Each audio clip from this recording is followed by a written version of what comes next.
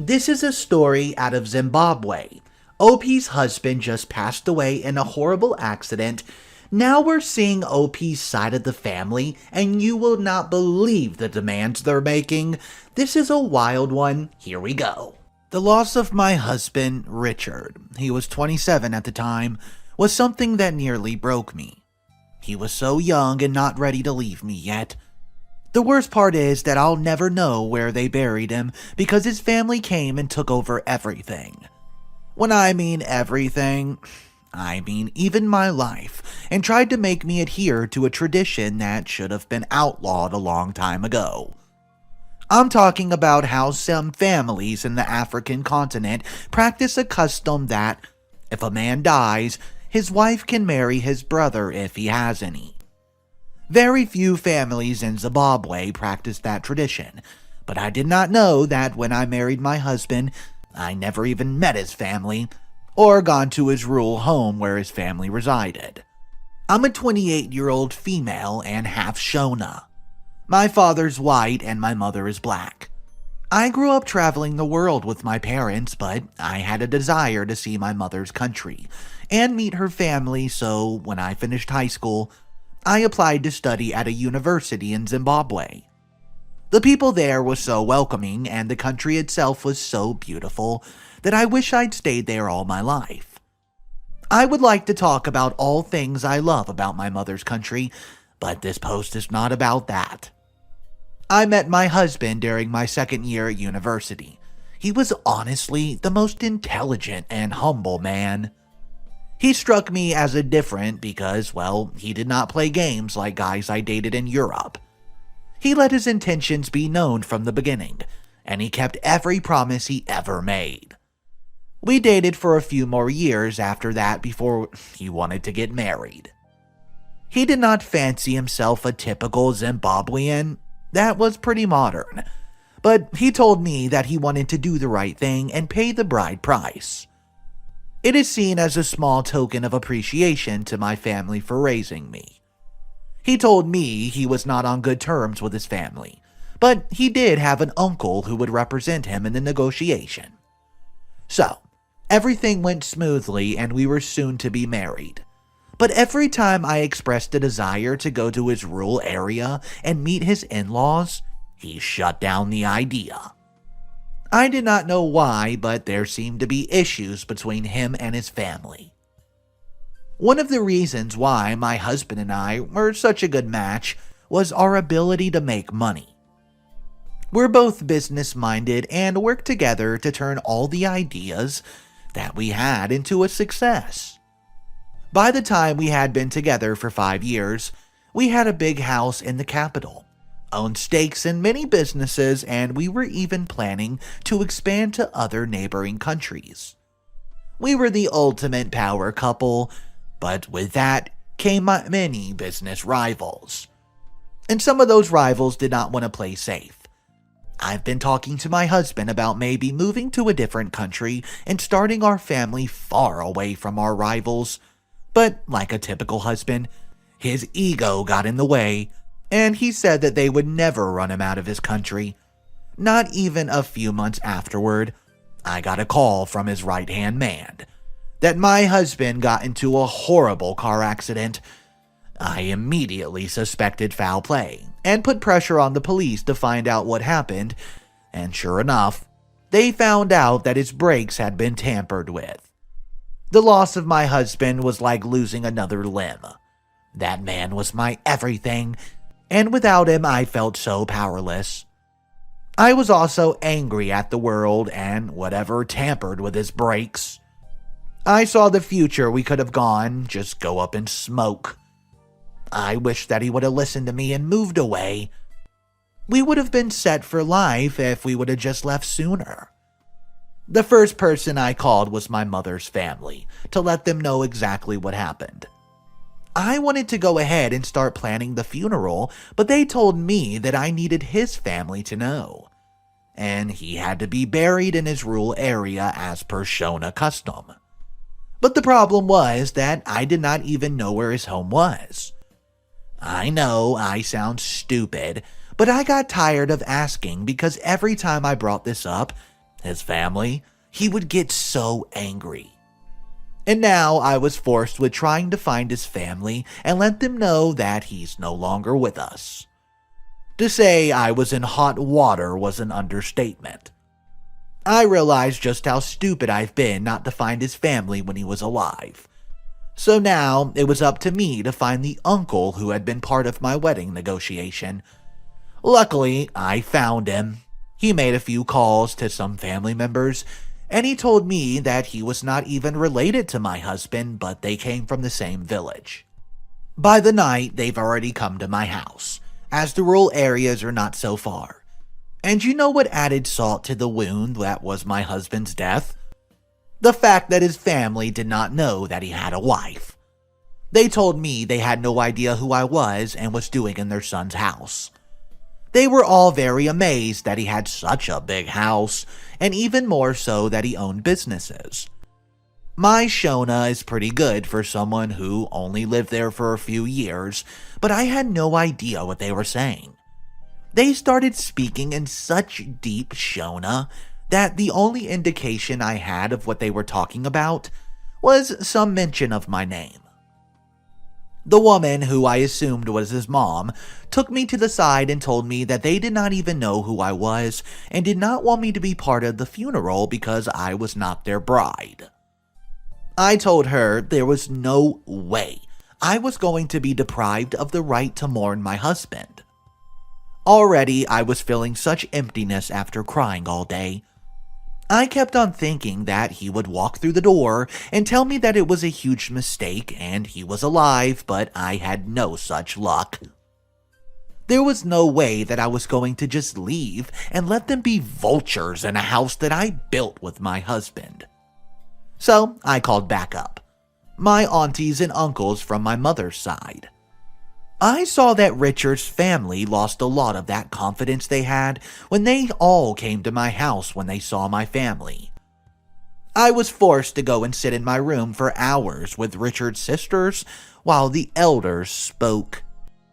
His sisters, they were not hostile towards me, but they were curious about me and found my Shona funny. I used that opportunity to find out as much as I could about the family. Richard did not have a relationship with the family because they tried to force him into an arranged marriage, while he was still in college, so he disowned them. I could already see that his family was full of traditionalists, and I was in for a bumpy ride. But it was going to take them on no matter what. I was woken up the next day by Richard's mom telling me that we were going to the rural area. I was not even given any chance before we were off to the rural area. The place, it was so unfamiliar to me, and it was nearly impossible to get cell service. No one wanted to tell me anything that was going on. I stayed in Richard's mom's room the whole time, and they forbade me to leave the room. I demanded to attend my husband's funeral, but they told me that the family did not recognize me as their daughter-in-law. Therefore, I had no place there. I cried myself to sleep most nights, begging Richard to come back and just remove me from this situation.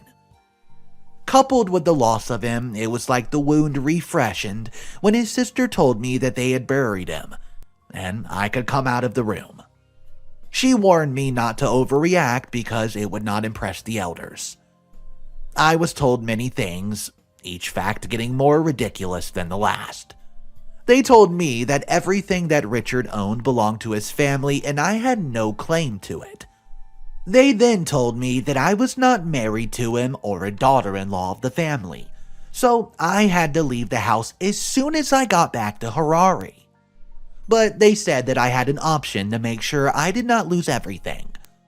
They told me I had to marry Richard's older brother, to remain in the family, and he would take over my husband's business. I told them I would never do such a thing. I also contributed to his business and house. It was not only his stuff. I asked them to at least show me where my husband was buried, but they said they would only do that if I married his brother. They said that it was way worse because I did not even give birth to a son who would carry the family name forward. so I had no right to visit the family graveyard. I called my family to let them know the crazy demands that the Richards family had, and I could not believe what they said to me. They told me there was nothing they could do to help me. I could take them to court if I wanted, but courts there favor traditional law. They said that the best option for me was just to marry him, so that I would not lose all my assets, which was not what I wanted to do. I did not even know Richard's brother, nor had I spoken to him more than once. He seemed to be okay with the arrangement, and I knew it had to do with all the money he was going to have, which he did not work so hard for. So I agreed to the wedding, only to get them off my back while I figured out what the heck to do. In the time before the finalized date of the wedding and the bride price negotiations, I had to get to know my husband's brother. His name was Reason from the beginning. I did not like him. He was a widower with 2 children and a very backward mentality. I saw it in the way he ordered me around when I was there, and he joked that he was not going to be weak like his brother because he was much more proper shown a wife.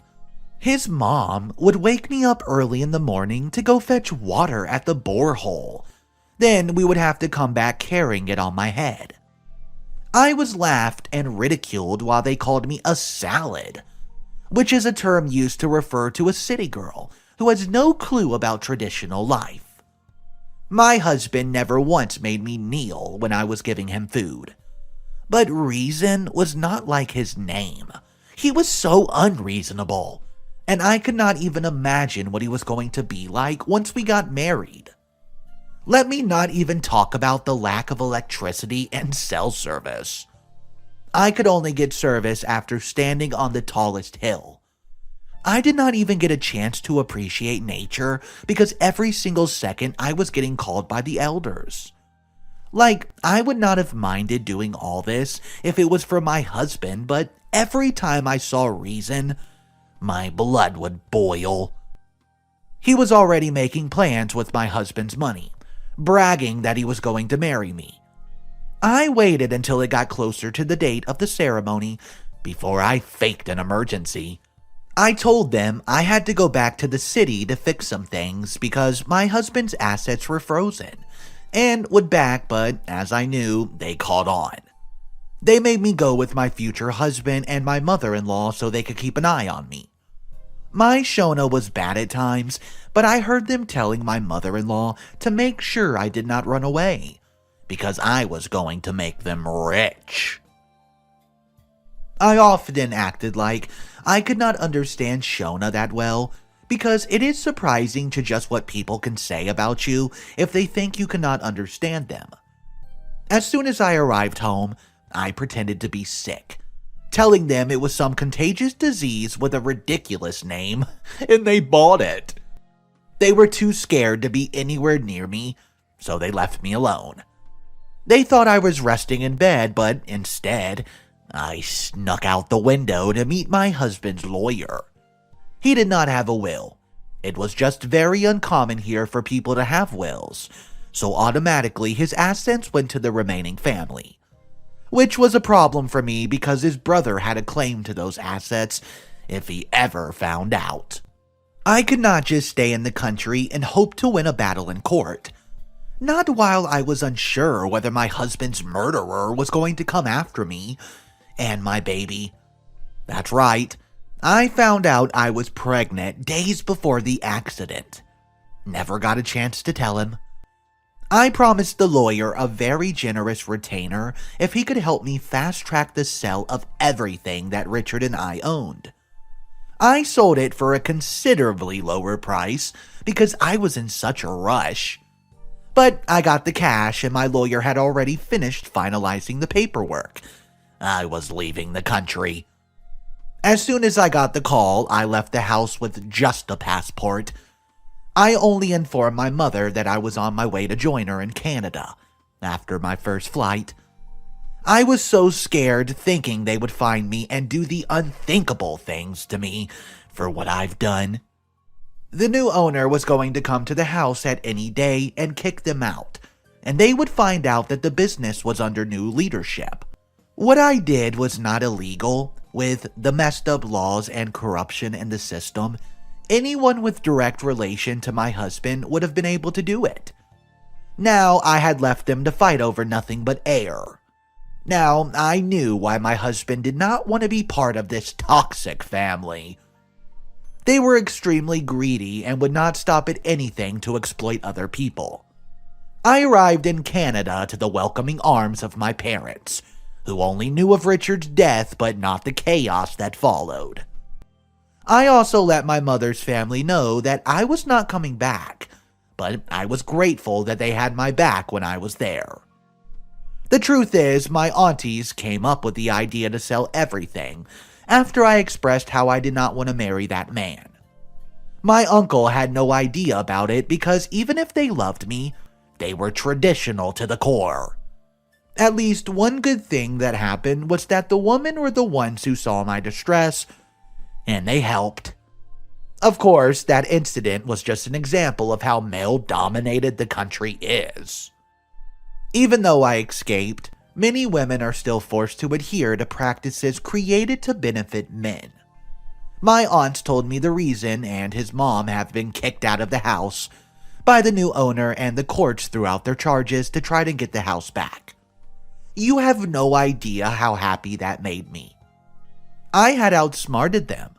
I still loved my country and the people there, who are filled with humility, but I know I can never go back.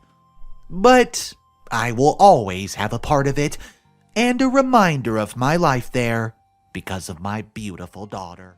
The part about this story I was so happy with is when OP got away.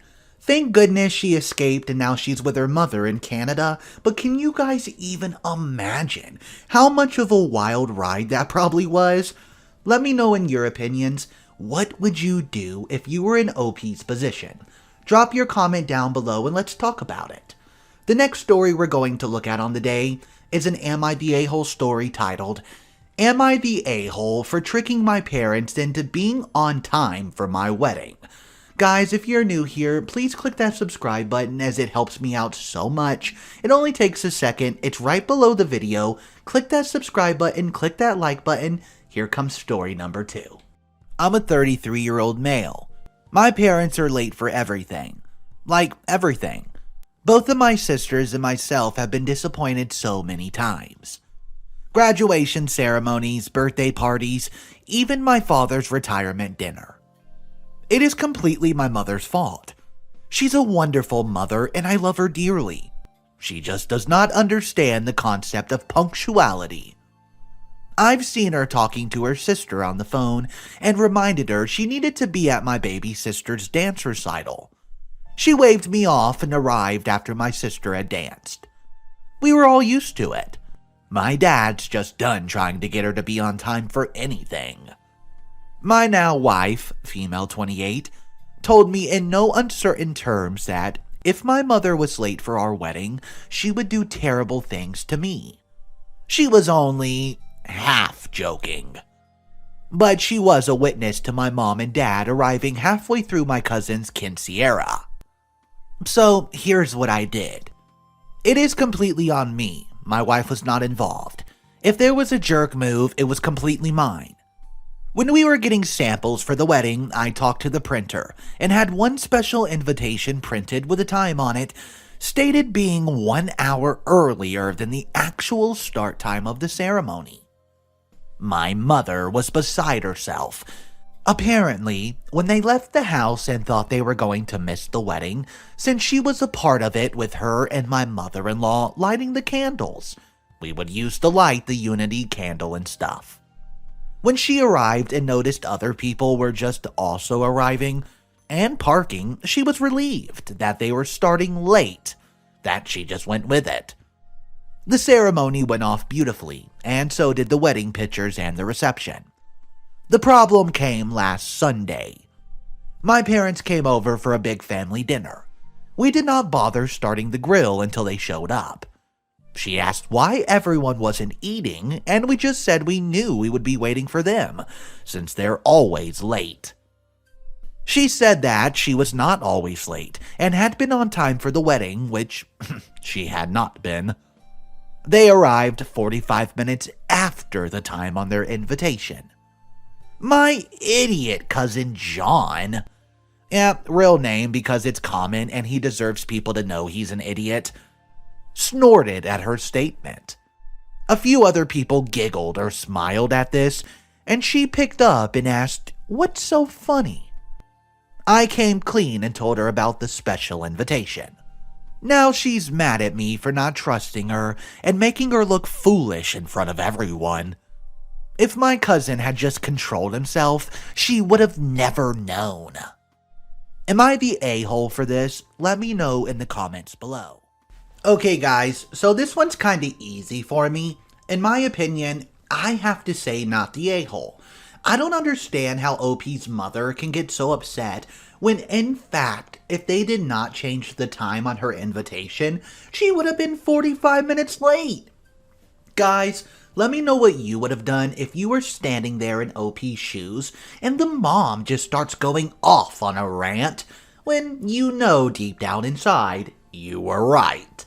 Drop your thoughts down below. That's all the stories I have for you today. Thank you so much for tuning in, guys. I'll catch you in the next one. The latest Mr. Reddito producer, Christine Billings. Thank you so much for the support.